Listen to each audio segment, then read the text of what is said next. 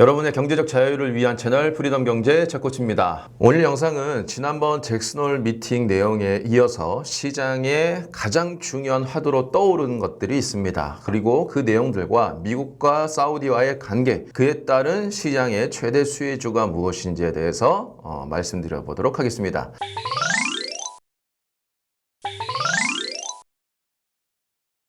지난주 금요일 날 파월의 잭슨홀 미팅 이틀차가 있었죠. 이틀차에서 정말 중요한 이야기들이 나왔는데 이 이야기들이 생각보다 아주 나쁘게 나오지는 않았습니다. 그런데 이 내용에 따라서 여러분들이 정말 중요한 포인트를 잡아야 되는 게 있어요. 일단 내용을 보시면 파월이 잭슨홀 발언에서 덜 매파적이었다라고 얘기를 하는데 사실 이것은 하나는 굉장히 매파적이었고 하나는 좀 비둘기적이었다 이렇게 해석하시면 될 것 같아요. 둘 다 모두 나와서 이게 약간 희석이 좀 됐다라고 볼 수 있는데 첫 번째는 연준의 인플레 목표치의 2%를 변경하지 않을 것이다라고 했습니다. 이게 뭐냐면 만약에 인플레 목표치가 수십 년간 2%였는데 이것을 3% 이렇게 상단으로 좀 올려주게 된다면 추가적인 금리 인상이 더 필요가 없겠죠. 지금이 이미 3%대에 되어 있기 때문에 인플레가 더 상승하는 것만 조금 통제를 한다라고 하면 금리 인상에 대한 부분을 걱정할 필요가 없었을 겁니다. 그런데 이 인플레 목표치의 2%를 변경하지 않는다라고 했거든요. 이건 상당히 매파적인 발언이에요.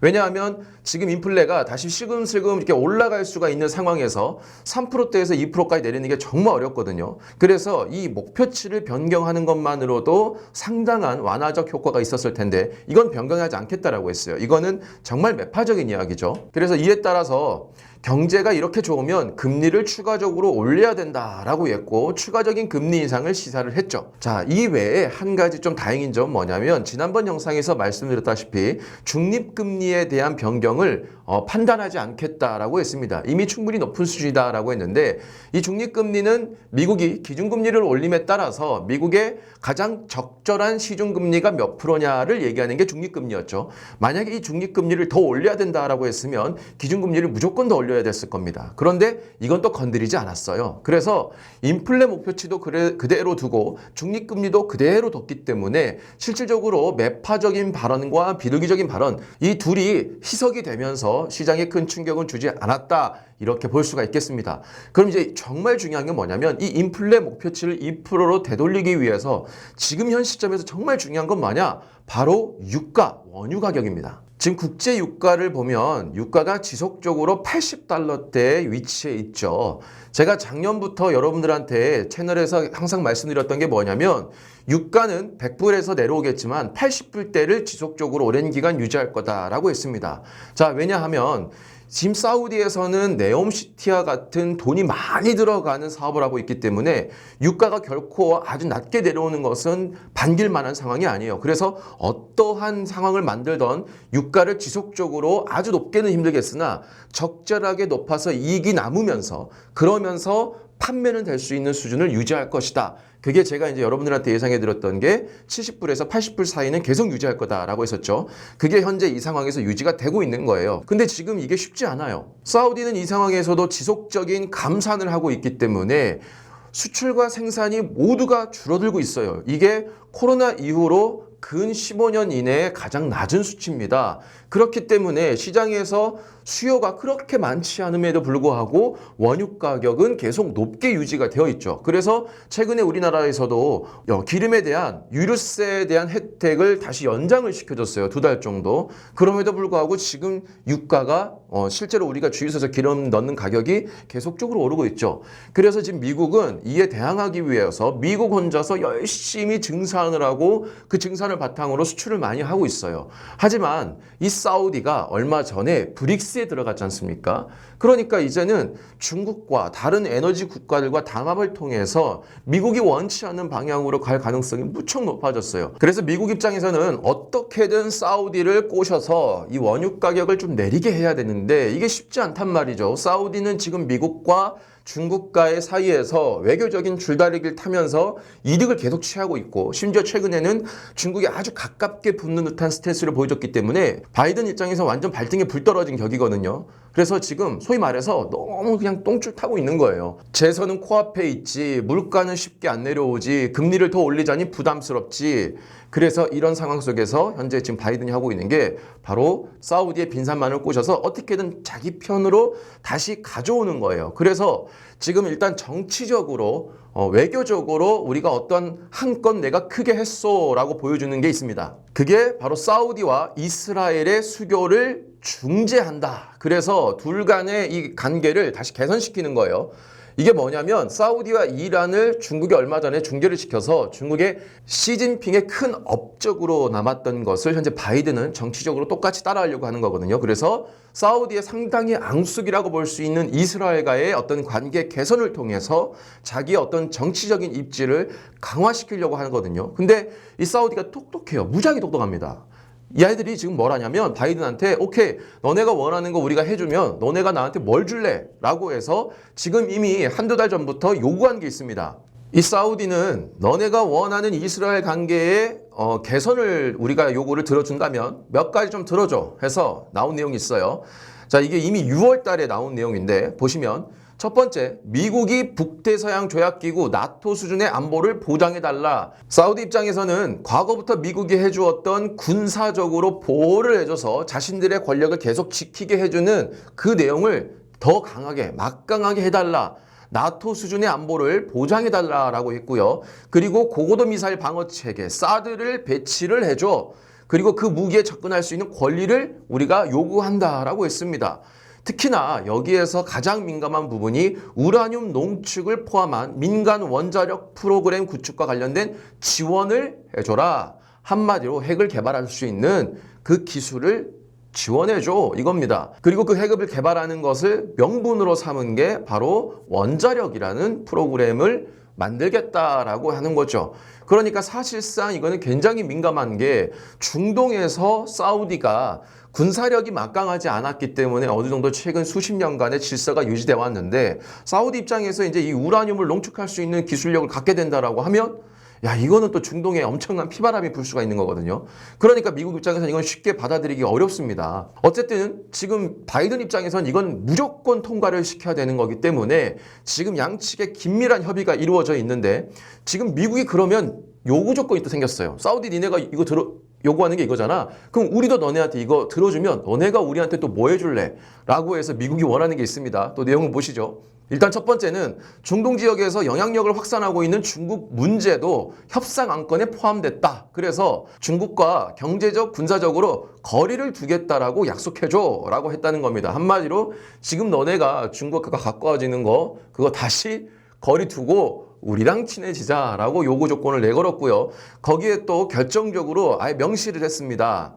이 위안화 결제 중단, 그러니까 사우디에서 중국의 위안화로 결제하는 것을 우리는 중단해달라 이렇게 요청할게 라고 얘기를 했습니다. 한마디로 중국과의 관계를 너네가 가졌던 걸로 이득 취할 만큼 취했으니까 다시 걔네들하고 관계 단절하고 우리한테 와. 자, 이렇게 얘기가 된 상황입니다.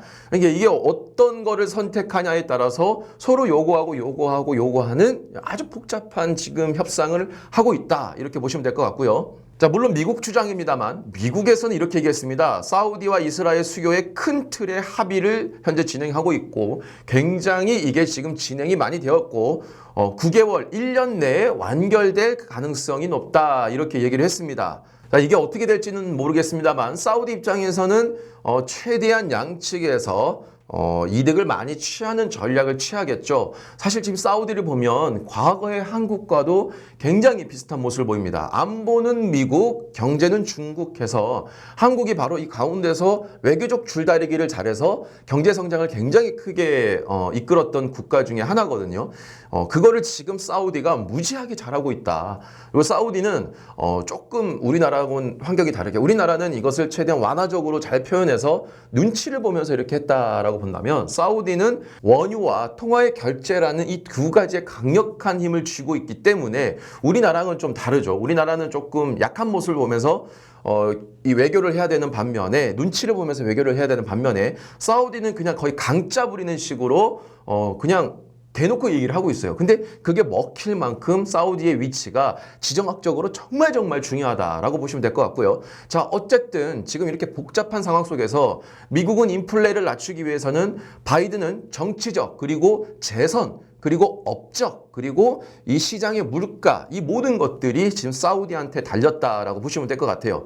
그래서 지금 이런 상황에서 사우디가 어쨌든 간에 원전을 또 키워야 되거든요. 그래서 지금 이미 올 6월 달에 한국의 원전은 사우디에게 달려있고 이 사우디가 하는 것은 미국에 달려있다라고 얘기가 나왔습니다. 특히나 지금 사우디가 미국이 만약에 너네가 이 우라늄 농축에 대해서 쉽게 받아두지 않는다라고 하면 우리는 이거를 중국과 러시아에서 받을 거야. 그리고 이것을 좀 더 명분적으로 바깥으로 보이는 아주 완화적인 표현은 뭐냐? 우리는 중국과 러시아 등에서 원전 기술을 받아서 원전 건설을 타진할 거야 라고 얘기했습니다. 이건 사실상 그 핵기술도 그 나라한테서 받겠다 이 말이죠. 그러니까 정말 강력한 외교적 줄다리기를 하고 있는데 만약에 이 바이든이 어떻게든 사우디와의 관계 개선을 통한다라고 하면 한국 입장에서는 굉장히 큰 호재로 발생할 수 있겠죠. 이미 제가 지난번 영상에서 원전 확대에 대한 기조가 뚜렷해졌고 이 그동안 절대적 친환경을 외쳤던 유럽 국가들이 수십 년 만에 탈원전을 이제 폐기를 하고 원전 건설에 전 세계가 지금 나서고 있고 거기에는 극도적으로 원전을 건설하지 않았던 유럽들도 다 포함이 되어 있다라고 했죠. 거기에 폴란드도 한국의 원전을 선택하고 있다라고 했고요. 한국의 원전이 정말 어마어마하게 큰 도약을 할 수가 있는데 왜 갑자기 유럽이 이렇게 원전을 선택할 수밖에 없었느냐? 자, 이 내용은 제가 다른번 영상에서 한번 풀어드릴 텐데 이제 유럽은 원전을 짓지 않고서는 더 이상 해결할 수 없는 수준까지 왔다라는 거죠.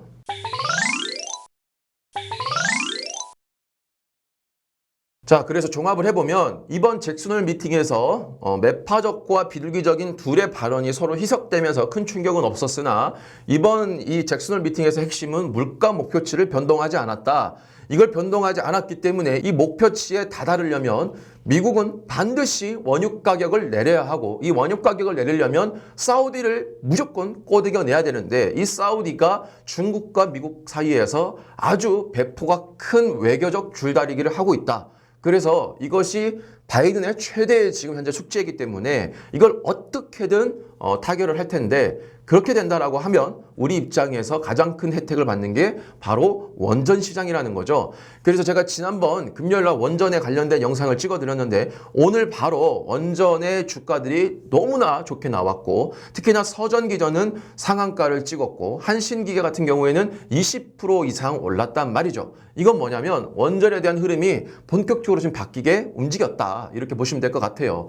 그래서 지금 현재 서전기전을 비롯한 몇 가지 그냥 차트만 보여드릴 텐데 서전기전도 오늘 주가가 상한가를 찍었지만 여전히 고점 대비 아주 낮은 수준에 있고요. 특히나 이 기업을 보면 제가 정말 중시하는 게 외국인 투자 혹은 기관 투자의 흐름이죠. 외국인들이 엄청나게 최근에 매수를 하고 있었고요. 아직 크게 움직이지 않은 우리 기술도 보면은 고점 대비 주가가 거의 3분의 1 토막 나 있는데 여기 역시 지금 외국인들이 큰 폭으로 매수를 하고 있다. 한전산업도 마찬가지예요. 외국인이 어마어마하게 들어와 있는데 주가는 여전히 고점 대비 어마어마하게 내려와 있다. 그래서 이 세 개의 기업들이 고점 대비 가장 내려와 있는 업종이라고 보시면 될 것 같고 그 외에 다른 기업들도 얘네들만큼은 아니지만 고점 대비 반토막은 충분히 나 있는 상황이다. 그래서 이런 기업들의 차트를 잘 찾아보시고 관련된 산업의 업종들을 후발주자를 찾아도 좋고요. 이미 지금 높게 올라간 기업들도 지금 이 흐름이 이제 시작된 거기 때문에 여러분들이 차세대의 이런 국제 지정학적 문제가 발생하더라도 이런 위기 속에서 우리가 기회를 잡을 수 있는 것은 바로 원전이라는 키워드라는 겁니다. 그래서 여러분 이 분야 꼭 잊지 마시고 지속적으로 여러분도 관심을 갖고 내용을 찾아보신다면 정말 좋은 결과를 얻을 수 있지 않을까라는 생각을 해봅니다.